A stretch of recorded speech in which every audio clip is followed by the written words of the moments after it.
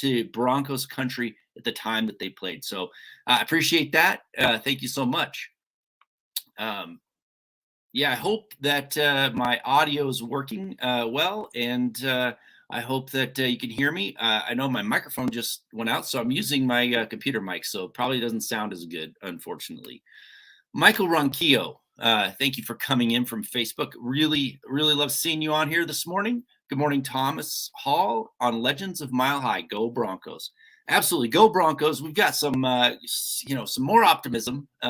Hopefully this optimism will play out this season better than the optimism we had for 2022, because it did not come to fruition like we thought once we traded for Russell Wilson and had a hot young head coach coming in that was supposed to score a lot of points, and that didn't happen. But this year, we've got a good head coach coming in. Things are going to be different. They have to be, because we are starving for some good football in Broncos country. All right. So let's chat a little bit right now about the greatest Broncos players of all time. Number one is John Elway. Obviously, I mean, he is the Broncos. Anybody that thinks differently, hasn't seen him play, unfortunately. And if you didn't get to see him play, it's a shame, because it was amazing to watch him. One of the strongest arms, if not strongest arm in the NFL. Great quarterback, one of the greatest quarterbacks of all time. Took the team to 5 Super Bowls, winning 2 back-to-back Super Bowls. I mean, you don't have to spend much time on John Elway when you're talking about the greatest of all time, right? He had the most wins for a quarterback for a very long time, until it was passed mostly pretty recently with a couple great quarterbacks like Tom Brady and Peyton Manning. But they played a long time in this league. But seeing what he did with a Dan Reeves offense that didn't really suit him, still took the teams to some Super Bowls, and frankly, with those teams that weren't loaded with great players. And then he got some good coaches to fit his style a little bit better, and lo and behold, there's 2 Super Bowls. So yeah, first Bronco to be into the Hall of Fame, which was a shame. I mean, that's pretty amazing to think that John Elway was the first Bronco in the Hall of Fame after seeing them go to Super Bowl in the 70s, go to Super Bowls in the 80s and the 90s. That was pretty interesting that the Hall of Fame kind of shunned the Broncos for that long. Dom, thank you for coming this morning, saying good morning, Thomas and Broncos country, Denver Broncos for life. Thank you for jumping in from Facebook. Really appreciate it. Again, just wanted to let you know, if I'm a little slow on the comments or anything happens, it's due to me being here by myself, and then Scott's out today, so just bear with me, and I hope it's still going to be a fun show. Miguel coming in from Facebook. Thank you so much for coming in from Facebook. Miguel says, good morning, Thomas at Broncos country. How many years qualify for the greatest Broncos of all time? And that's a great question, Miguel, because there's some people on my I've been writing the greatest 100 Broncos of all time, and there's some, I consider anyone that put on the orange and blue to be part of it, but I only consider what they did when they were at the Broncos, right? What they did in the Mile High City. So when you're talking about someone like Peyton Manning, he's known as a Colt and a Bronco. He spent most of his time with the Colts, and we're going to talk about him here today. But for me, I usually do the cutoff about, if they spend about at least a third of their career with the Broncos, I can consider them a Bronco. So we're going to talk about it, but I'm not going to put like Tony Dorsett on there, right? Because he was the Broncos team with the Broncos team for a single season, had just over 700 yards rushing. He didn't contribute much. There was a little excitement when he came in, but you can't really include him as one of the greatest of all time in a Broncos uniform. So thank you for that question. It's a good question, and my philosophy may not jive with others, but there are some greats for sure that were here in the Mile High City that didn't contribute an incredible amount to the Broncos. So with that, I'm going to jump from John Elway to my next greatest Bronco of all time, and that's Terrell Davis. Right, Terrell Davis had a short career, but it was brilliant. And if it wasn't for Terrell Davis, the Broncos probably wouldn't have back-to-back Super Bowls. Now, he may not be the greatest Bronco as far as statistics or things like that, or longevity. But when you have the greatest playoff running back of all time and MVP, 2,000-yard rusher, probably the greatest 2,000-yard season if you factor in how many touchdowns he had and how many fumbles he lost, which was only 2. That's an incredible, incredible season. I would say that if you put his 4 consecutive seasons against any running back in the league, it would rank pretty high. I mean, it's one of the top 5, at least, maybe top 3, 4 consecutive seasons of any running back in the history of the NFL. That's amazing. So Terrell Davis comes in right after Elway in my mind, just because of the importance he held with the Broncos, right? Those Super Bowls would not have happened without him. He was a perfect marriage with the zone blocking scheme. I mean, if you could not have created someone in a lab to fit better that zone blocking scheme than Terrell Davis. Great vision, great ability to cut, just seemed to always know where the right hole was. And man, it played out on the field and especially in the playoffs. It was amazing. So he is my number 2 greatest Bronco of all time. So we're going to jump in and grab Dr. Van Nostrand coming in. He has a list of players: Shannon Sharpe, Steve Atwater, Von Miller, Randy Gradishar, Peyton Manning, Floyd Little, Rod Smith, Jason Elam. That's a great list, man. Those are some incredible Broncos. Probably a couple on there are some of the biggest snubs that you can imagine for the Hall of Fame, including Randy Gradishar and also Rod Smith. I mean, Rod Smith's one of my favorite players of all time. But I'm talking about greatest Broncos, not my favorite. So there's a big difference. There's some my favorites that are going to be a lot higher on the list than I would for my greatest players. Got Dom coming in, also come back in. Thank you from Facebook. And Dom's favorites. So he's my all-time favorite Broncos are Terrell Davis, Rod Smith, Champ Bailey, Al Wilson, Clinton Portis, Lyle Alzado, DJ Williams, TJ Ward, Von Miller, Tom Jackson, Jake Plummer. Yeah, that's a great list too. Those are all fun. There's so many we could talk about, right? Like how many players that we've seen over the years. If you've been a fan for as long as I have, there has been so many wonderful players. One of my favorites back in the day when I first really started watching the Broncos was Steve Watson. But nobody talks about him, one of the most underrated players of all time. So, yeah, it's there's a huge list, and we may not even get through the top 10 at this rate. So we'll see. Donnie Kloss coming in from Facebook. Much obliged for you doing that. I appreciate it. John Elway was the man, Donnie says. He was by far the most exciting QB to watch. Yeah, and he was a winner, man. He the drive is the most famous, but he had so many comebacks.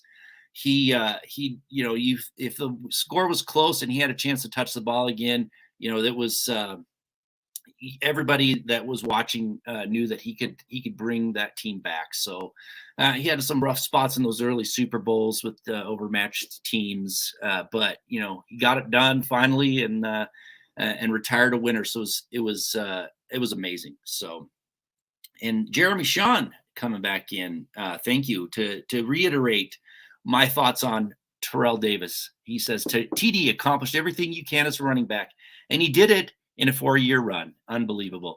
Yeah. Not only that, I mean, that 2,000-yard season, if you include playoffs, the playoff yardage, it's the best of all time. I mean, easily the best of all time. And he's not the best running back ever, but what he did for those short amount of time was just incredible. It was incredible. All right. So my number 3 greatest Bronco of all time, which may come as a bit of surprise with all of the greats, is Champ Bailey. Now, Champ Bailey can be considered one of the greatest cornerbacks of all time. If you're going to argue the greatest cornerbacks, he better be on your list to talk about. An incredible, incredible cornerback. Didn't get enough of his due. I don't think. I think he got robbed for Defensive Player of the Year in 2005. Went to Taylor there in Miami, who had a great season. Don't get me wrong, but when you look at that season, that that was I mean, that could be argued easily as the greatest season that a cornerback has ever had. Right? It was. I think he got thrown at 35 times that season and had 10 interceptions and only 4 completions. I mean, that is incredible. It is incredible how that season went. I mean, and then if you consider the next season, if you consider 2005, 2006 together, right, that might be the 2 best seasons in ever by a cornerback, right, back to back. I mean, it was incredible to watch him play. And I know he never got a Super Bowl, so his importance of bringing a championship is a little lacking. But just his body of work, first ballot Hall of Famer, arguably the best cornerback of all time, one of the greatest defenders of all time. But what he meant for the Broncos was also very important because he was the bridge between, that older era of the 90s where they got the Super Bowls. Rod Smith was, he was retired. Terrell Davis had been injured. He was gone. A lot of these players kind of went away. And Champ Bailey was the only star, the only real, like, amazing star that you could really point to until Peyton Manning arrived. So there was this gap of incredible stardom that he had to fill. And he did it. He did it very well. I mean, he went to Pro Bowl after Pro Bowl, all pros. I mean, he was the man when it came to the Broncos during that period in the late 2000s and until Manning arrived, really. So he ranks number 3 on my list, which I know there's a lot of greats and a lot of important players that have come in, worn the orange and blue, but man, you just can't say enough about how great he was. And then Dom's coming back in to say that the '05 team was one of my favorite teams. Yeah, I mean, it's a bummer that they didn't finish out that season. It is a bummer. That team was pretty good. Jake Plummer wasn't. He kind of had a good year that year. Then was his last his final game in the championship. He kind of blew it. It was a shame because I like Jake Plummer. And Jeremy Schantz coming back in. Champ was avoided for a decade. The guy who rack up interceptions get thrown at. Champ wasn't. Yeah, and the funny thing is he was avoided. And most, you look at like Darrelle Revis, who was avoided as well, great cornerback. He only had 29 interceptions. Champ Bailey had 50 interceptions. It's incredible to be avoided that much, to still have that many interceptions in the game today. Like, you can go back to Louis Wright, and he was avoided as well, but it was a little bit different of game. So that's why he's kind of impacted, for not having a high interception total. But, he was avoided as well. So it's right. But to have 50 interceptions and being avoided that many, that often, shutting down that side of the field, he always went with the greatest receivers, whoever it was. In fact, when they played the Chargers, Shanahan put him on Antonio Gates, who was their best receiver. So it was he was an incredible player, and it's amazing to see what he did. Interception wise, and they recognize. I mean, the Hall of Fame voters recognized, put him in, as soon as he was eligible. So it was, it was fun to watch him play because he was incredible, and he was a tackler too. He didn't, like when you look at Deion Sanders, he kind of avoided that a little bit more to my liking. But Champ Bailey never did. He never backed down. He was supportive in the run game. Sure tackler, and he had an all around game that was impressive. So, and I'm just going to grab this comment. Ebenezer Ekebon, greatest player of all time. Well, I think he has one of the greatest names of all time. And there's been some great names coming through the Broncos country. We'll have to talk about that sometime. But Ekebon was an incredible name. One of my favorite names. Definitely not one of the greatest players of all time in the orange and blue, but incredible name. So I appreciate that, Adam. Thanks for coming in. Like that. So so we only got through 3 now, and we're gonna have to jump to number 4. So in number 4 in my mind is Von Miller, right? And I think he would rank even higher on my list if Peyton didn't trade him away. He's gonna retire as one of the greatest edge rushers of all time. Sack totals and whatnot, but what he his ability off the edge was incredible. It still is, even though he's struggled with some injuries. He's probably, if he sticks it out for a few more years, he's going to be easily in the top 10 sacks of all time. And if it wasn't for him, that Super Bowl 50 championship would not have happened. I know that was a great defense, and there were some great players on that team, but he was the leader. He was the star amongst stars. And it's a shame that we don't get to see him finish his career in the Mile High City. But when you consider edge rushers, he's going to end up being one of the best, arguably one of the best of all time. So he comes in pretty high on my list, probably higher than a lot of others. But Von Miller was he's an incredible player and always consistently good. He had one rough year there and then got injured, but other than that, he consistently good every season he played. And man, he was just a wrecking crew on that Super Bowl 50 team. So got the Super Bowl MVP, well deserved, an amazing player, just an amazing player. And again, I just wish he could have stuck around to finish his career where he should have in the Mile High City, because the Broncos needed it last year. They needed that pass rush with all the injuries. So, Von Miller comes in pretty high. I'm just going to grab this comment, Adam. I know you were joking about Akibon, but it's a good point.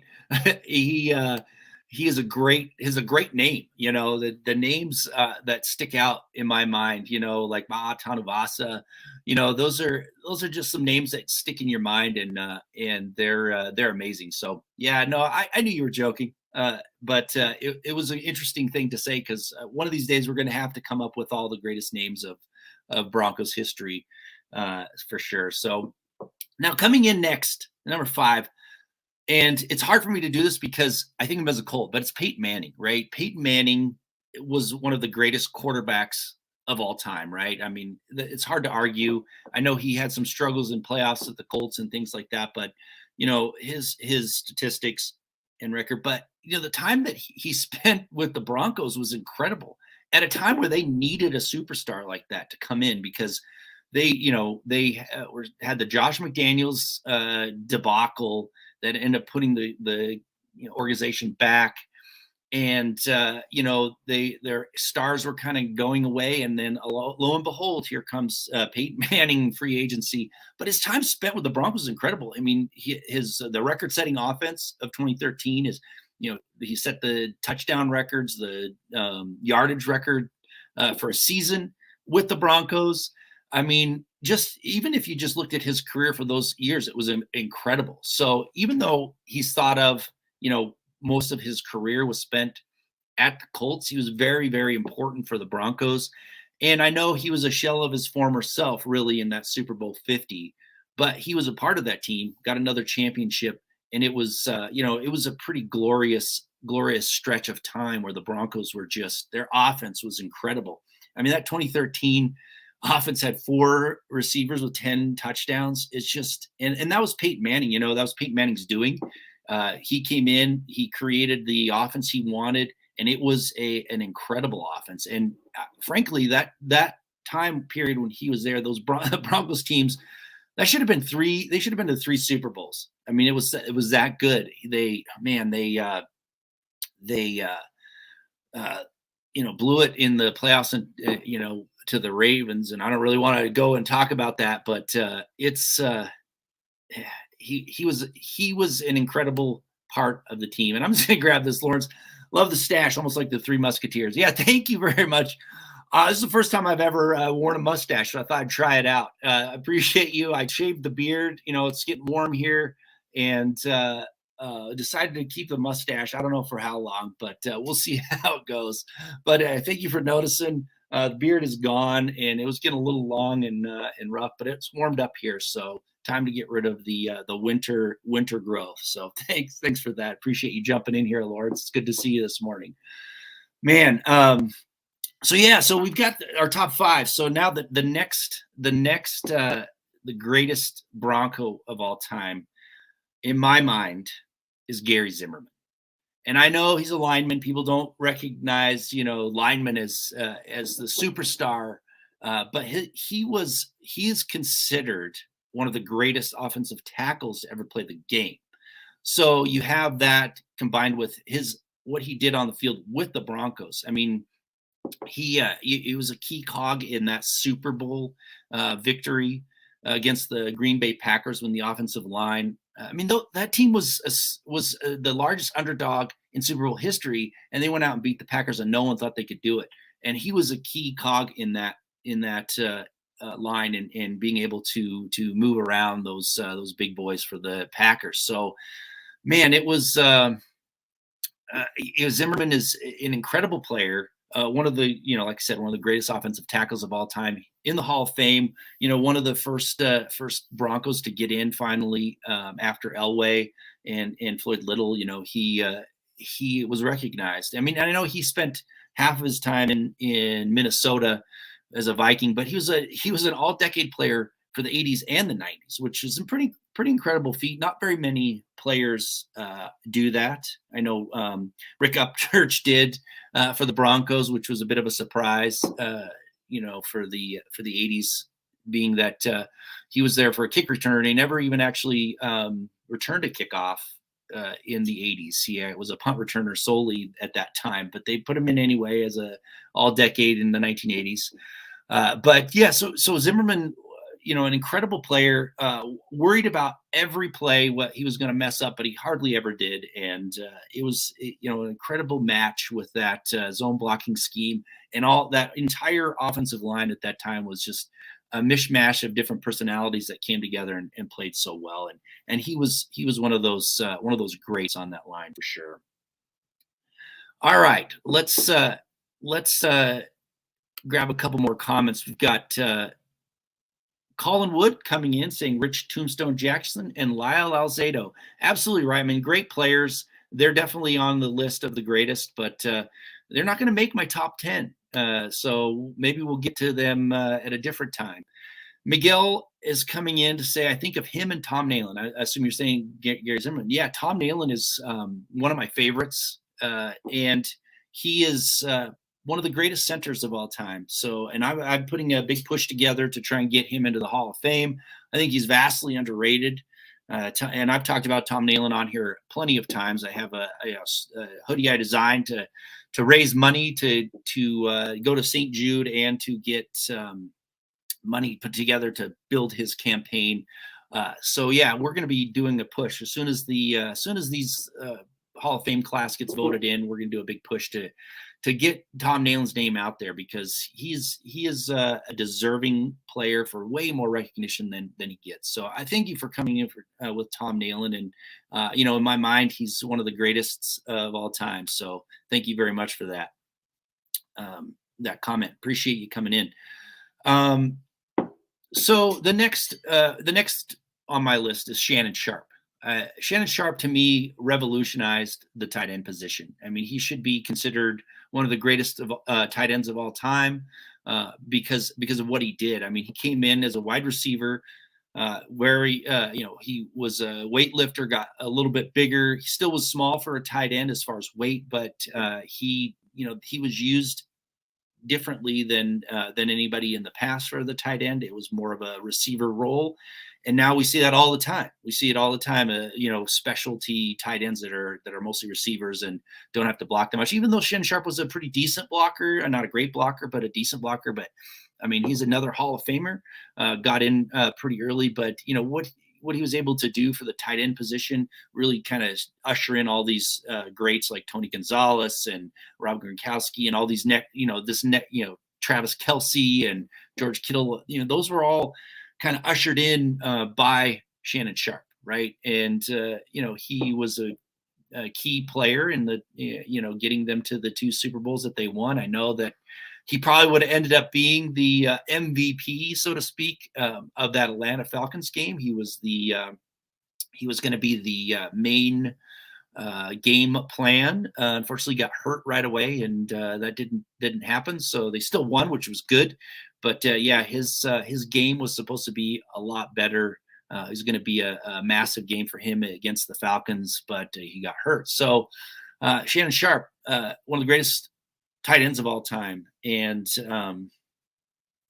he's in my book one of the top 10 Broncos of all time. Michael Ronquillo, thank you for coming in with Facebook stars.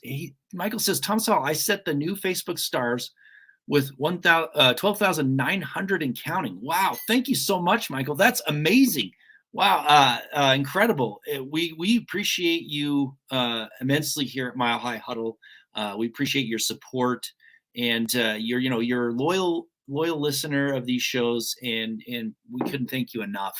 So appreciate it very much. So yeah, I mean, definitely get those stars, or do some super chats. Keep these, give these shows support. Make sure you're liking the show. Make sure that you're subscribed so you can get these alerts when these shows pop up. So I'm just going to talk a little bit about this show. I mean,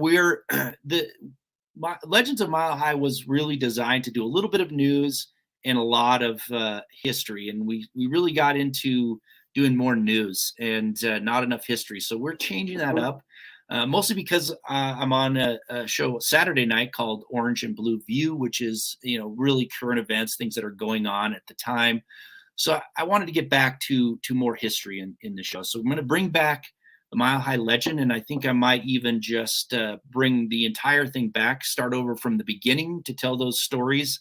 So some of you that haven't heard them can hear them again. But we're going to definitely do the history part of this show. That's going to be the emphasis going forward. So yeah, and so it's nice. And the reason why I want to do that is there's so many fans that are newer fans, so to speak, or came in, when the Peyton Manning era started, and we need to keep this history alive. Some of these players that that are gonna, their legacy is gonna die if we don't keep that fresh in mind. So that's the biggest reason why I'm doing it. So we have RFK Peacenik 19 coming in with a compliment for me. And I really appreciate that comment. Thomas Hall is a great football mind. Well, I thank you very much for that. Kind of tooting my own horn there by putting that up there, but I appreciate that. And, I hope that what I can remember of the Broncos of the past, since I've been watching since the early 80s, even I started watching the Broncos right before John Elway became the quarterback. Hopefully I can bring some of that, to you. And also, I'd like to, I do a lot of research on even Broncos that I didn't get to watch from the early years, the 60s and the 70s. So hopefully I can bring that to you, and we can have these legends live on in our minds and be passed down. When we're all gone, people still remember the greats that are mostly forgotten now, like Lionel Taylor, Goose Gonsolin. I mean, those original Broncos that nobody remembers. So I'm hoping that happens. So thank you for that compliment. And we'll see how this goes. News is a big deal. News gets a lot of people watching, but I want to create a niche that is a little bit different than some of the other shows, because there's a lot of Broncos shows out there and a lot of great ones. So thank you for sticking with me, and thank you for following.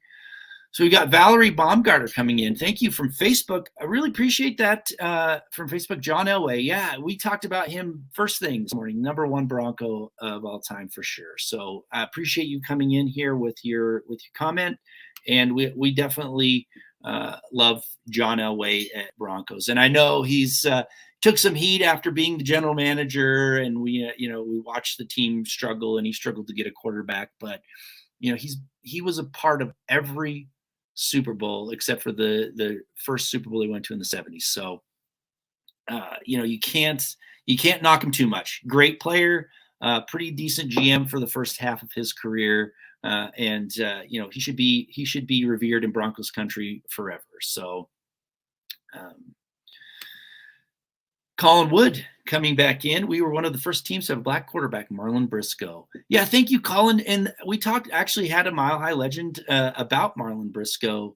And yeah, you're right. He was the first starting quarterback in the history of the NFL, the African American quarterback first starting in the NFL. So yeah, it was a great history. And it's interesting. Back then there was a lot of problems with the quarterbacking, what they wanted to see, and he ended up going and having an incredible career as a wide receiver for the Bills, and he ended up winning a Super Bowl with the Miami Dolphins. So yeah, Marlon Briscoe, legend in Broncos country. He didn't stick around very long, but he's a part of history, and you can't really talk about the entire NFL history without mentioning Marlon Briscoe's name. So thank you for bringing him in. I appreciate that comment. So the next one on my list, next player, is Steve Atwater. He's one of my favorites of all time as well. I mean, he takes the role of great player and favorite player in my mind. But yeah, Steve Atwater, he gets knocked a little bit because he didn't get enough interceptions, but that wasn't his game. I mean, he was an enforcer, one of the greatest tacklers that from the safety position that you ever saw. And he actually was, like Shannon Sharpe, ushered in a new era of safety, right? An enforcer safety that was good in the box and could come up and lay a hit on. I mean, obviously, if you're a Broncos fan, you've seen the Christian Okoye hit that was, the hit heard around the world. It was amazing. Christian Okoye was the bruising back that couldn't be tackled, and Atwater laid him out flat, which was, it was awesome to watch real time. And the crowd went wild. It was pretty incredible. But Steve Atwater's another Hall of Famer, right? Another Hall of Famer who was one of the best at what he did. He may not be the best safety of all time, like all around safety, but when you talk about how Steve Atwater played the game, what he did from the safety position, he was one of the greatest at doing that of all time. And that's why he's in the Hall of Fame, because he was if you're the greatest at something, you should be recognized. And he was. I mean, he was one of the greatest enforcer, tackling type safeties who could be moved up in like a linebacker, started that whole thing. And man, he was feared. He's always on the greatest hitters of all lists or greatest tacklers of all time lists, and he should be. It was incredible. I mean, he holds some of the greatest tackling seasons of all times with the Broncos. Career tackle why he's up at the top. And first round draft choice out of Arkansas, and came in and he was a part of 3 Super Bowls and ended up winning a couple. And I'll tell you, if it wasn't for Terrell Davis, he could have been the MVP of that first Super Bowl victory against the Packers. He was a one-man wrecking crew for the defense. It was incredible. Go back and watch that game and look at what he did in that second quarter when Terrell Davis was out with the migraine. Atwater kept him in the game. He caused a deflection that was headed to a wide open Green Bay Packer receiver that probably would have changed the course of the game, caused fumble, had a sack. I mean, he kept them in that game in the second quarter when Terrell Davis was out. And that was amazing. So if it wasn't for TD's incredible game, even missing an entire quarter to win that MVP, it could have went to Steve Atwater easily. I mean, I think I look at it as Steve Atwater or Tony Jones for what he did. But I mean, Atwater, amazing player, changed the game, ushered in a new era of safeties, and ended up winning 2 Super Bowls for his efforts. So that was great. All right, I'm going to grab another comment here from Adam Bobgotter. He says, out of all my comments, this is the one I hope you can post for me, Thomas. Darrent Williams was a great player and a role model to me and others. Rest in peace. Yeah, it's a bummer we didn't get to see Darrent Williams, on the field and in life. I mean, great person, incredible person, great player who was young on his way up, and it was unfortunate what happened to him. And it's good that I'm glad you brought up his name. Obviously he's never going to be considered one of the greatest Broncos players of all time. I mean, only got a couple years with the Broncos, but he's near and dear to many people's hearts who knew him, and he was an up and coming player that was going to be opposite Champ Bailey, and it was going to be a pretty good duo. And it's a shame. It is an unfortunate events that happened that took his life. So thank you for bringing him up. Garrett Williams should be recognized often. Okay, now we're going to talk about at least one more, probably two more, and then we're going to have to end the show. But the next one's Floyd Little. Now, I know, Floyd, you go back and look at Floyd Little's stats, and, on the whole career stats thing, it's not an amazing feat, but he was a great running back, and he saved the Broncos franchise. That's why they call him the franchise. He's an important figure. He's in the Hall of Fame because he's a great player, but he for the Broncos, he was a very important figure. Was the first round choice, draft choice to go stay with the team. And the Broncos drafted several future Hall of Famers that shunned them and went to the NFL. Well, finally they got Floyd Little in the first round, and he signed with the team and played with the team. And, had he not done that, who knows what would have happened to the Denver Broncos. I mean, there was a struggling franchise who, had almost moved at least once to Birmingham. That was the rumor. And, he turned the team around. He didn't have a overabundance of success team-wise during his time, but he was the face of the franchise. They call him the franchise. And, Floyd Little has to have a high place just for that reason. But on top of it, he was a great running back as well. I mean, he had some incredible seasons.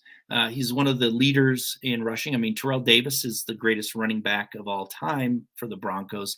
Floyd Little's number 2, really. I mean, he's career stats wise for the Broncos. He sits at the top, a lot of touchdowns, and just an incredible player. Incredible story as well. I mean, the whole, he talked about his bow legs and how he used to strap a belt to his knees and tighten it up at night to try and straighten his legs out when he was a kid to go on to, and usually people that, have that, the bow leg are they don't go on to be NFL stars, and he did. So, he needs to hold a very near and dear place to Broncos country. Even those that have only started watching recently, go back and do some research on Floyd Little and what he did. It's amazing. All right. Probably the last one I'm going to talk about, and he deserves to be talked about because he is the biggest Hall of Fame snub of all time now. Like, they've got some other players in that were big snubs, finally, like Jerry Kramer and everything. But this one player sits out there who has been waiting to be in the Hall of Fame, who should have been in the Hall of Fame long before he got into the senior pool, and that's Randy Gradishar. He is, without a doubt, one of the greatest middle linebackers of all time. Right? He's right up there with Jack Lambert, one of the best. He is probably, I would say, he is the best short yardage, run stuffer of all time. It was incredible how he just had a knack for being there at the right spot in those short yardage situations and making a stop at the goal line or whatever. I mean, it was he was an incredible player, and I know that people don't want to believe his 2,000 tackles, but they've gone back and looked at those tackles. The coaches have gone back and reviewed tape, and those tackles are true. I mean, he had more tackles than anybody on a season basis every season than anybody in the history of the NFL. Incredible. And this is a time when the middle linebackers were the kind of the heart and soul of the defense. This was back in the day when those were ultimately important players. And they've kind of gone away. They don't have as much importance now in today's NFL, but back then they did. The only Broncos defender to get Defensive Player of the Year. Now that's a pretty big deal, right? I mean, I've already talked about a couple of them. You got Champ Bailey, Von Miller. I mean, these are Steve Atwater never won Defensive Player of the Year. Randy Gradishar did. He was incredible. He was the heart and soul of the Orange Crush, one of the greatest defenses that ever came down the pike there in the NFL. An amazing player heart and soul of the Orange Crush, iconic defense. And I think if they had gotten that Super Bowl victory in '77, he'd be in the Hall of Fame. Unfortunately, the offense coughed the ball up, I think, 6 times, maybe 8, if my memory is not serving me correctly, but it was an incredible display of turnovers. In fact, the Cowboys, the same thing, turned it over a bunch in the first half, but they got it together in the second half and ended up winning that game. And it's unfortunate for Randy Gradishar, but I think it's his year this time around when they start talk about senior candidates, the three senior candidates that will be going into the Hall of Fame next time. So I think he got snubbed a little bit this last go around, but I think it's his year. So he's finally going to get in the Hall of Fame. So Randy Gradishar is going to round out my top 10 greatest Broncos of all time. I appreciate everybody throwing names in the comment. We could talk about so many of them, but I'm going to grab this this question from Michael Ronquillo. He says, Thomas Hall, what do you think about the trade for Sean Peyton as the new head coach of the Denver Broncos? Well, I mean, they needed to do something. The Broncos have missed on coaches the last 3 hires. So they needed to find somebody that was a proven coach in the NFL. And Sean Payton is that. I mean, he was had an incredible run with the New Orleans Saints. And no matter what I think about, him with Bountygate and, things like that, leaving the Saints when things were looking bleak, he's a good coach. And he's going to make the offense a heck of a lot better than all the Broncos fans have seen in the last few years, right? It's going to be a good offense that's going to score points. He's going to help Russell Wilson tremendously. And, he's done it before. He knows how to build a team. He knows how to build a coaching staff. And he knows how to handle in-game situations. So, I mean, as far as coaching goes, yeah, it was a great hire. And the fact that they didn't have to really trade that much. I mean, they traded away a very late first-round pick, and they swapped a second and a third. I mean, that's really not a bad trade in my mind. I mean, seeing that, if you go back and look at when Tampa Bay wanted John Gruden, they traded 2 first rounds and 2 second rounds. So if you think about that, that's not that bad of a trade, really. When you think about this, the draft people are talking about this not being a great draft at the back end of the first round. So you think about a coach who could be here for 10 years. I mean, those draft choices aren't that bad. And really, with the draft calculator, the probability of picking an impact player that I created, that's on Tableau Public, by the way. If you want to go look at it, you can put in scenarios. It's under my name, Thomas Hall, on Tableau Public. Go use it.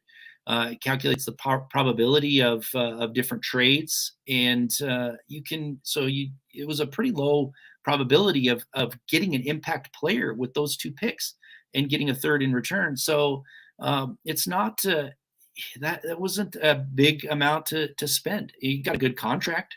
It's got a really big contract, it looks like, but that doesn't count against the cap, so who cares? So I mean, you're gonna see the Broncos make some noise hopefully next season, and for a coach that's going to be there for 10 years, it's not a huge amount of loss. And I always go back to looking at the biggest trade that everyone talks about in the history of the NFL, which was when Herschel Walker got traded to the Vikings and what the Vikings ended up giving up. It was an incredible amount. 3 first-round draft choices, 3 second-round draft choices, I believe, a bunch of players. And the Vikings still were in the playoffs 4 times in the next 6 years, even after Walker left and they replaced him with Terry Allen. So, it can be overcome, a little bit of a loss of draft choices. And frankly, the Broncos are going to be in a pretty good position in free agency, so they can fill some of those holes that they would have tried to get with those draft choices in free agency. So I think it was a great deal as far as coaching goes. You've heard me talk about it on some of my shows about how I have a little bit of concern about Bountygate and what happened with Bountygate, and and how he left the Saints. But that's a water under the bridge. Hopefully he's changed, and he he's a good role model and moral character for these young men that are going to be coming onto the team, and he's the leader of it. So yeah, thank you for that comment, Michael. Appreciate it. So we're going to grab one more comment, and then we're going to wrap up the show. We just barely got to the top 10, right? Barely the top 10 of the greatest Broncos of all time. Alessandro Rhymes is coming with Al Wilson definitely belongs in the Hall of Fame. The man was a beast of a football player. Yeah, Al Wilson was an incredible middle linebacker. I love watching him play. Unfortunately, he'll probably never get into the Hall of Fame, even though he had a short career that was great. He had a great run. I mean, he ended up injuring his neck and had to retire early. And in fact, he came back from that injury too soon. And I think that probably was what shortened his career a little bit. But yeah, an incredible player, incredible. He had great awards for that short amount of time. He's definitely in my top rankings of all time for sure. But yeah, unfortunately, he's probably never going to get in the Hall of Fame just because his career was short and he didn't have enough body of work for the voters. I mean, although the voters have been, more open to these short-term players. You got Dwight Stevenson was in. You got Terrell Davis. You got Kenny Easley. There's some shorter, and you'll watch Sterling Sharpe will probably get in the senior candidate pretty soon. So you're seeing more of these shorter career candidates. Tony Baselli, another one that are in the getting in the Hall of Fame now. So maybe that will change their mind about Al Wilson. But yeah, when I think about some of the greatest linebackers, inside linebackers, he's in there with Randy Gradishar and Carl Mecklenburg for sure. So yeah, thank you for that comment. I'm going to wrap up the show now. It went a lot longer than I expected, but those are my 10 greatest Broncos players of all time. If you want to discuss this even further, you can follow me at Thomas Hall NFL. I always love to talk about the greatest players, Hall of Fame, anything you want. Let me know you want to talk about Broncos. Hit me up on Twitter. And don't forget to subscribe to the YouTube channel so you get these alerts, and support the shows. Super chats and Facebook stars are always welcomed and appreciated to keep these shows going. So thank you very much. And we will see you next week when I bring back the Mile High Legend, and we'll talk more history. So for me at Legends of Mile High, thank you very much to all the comments, all the support. Appreciate it, and we'll see you next week. Have a great day, Broncos fans.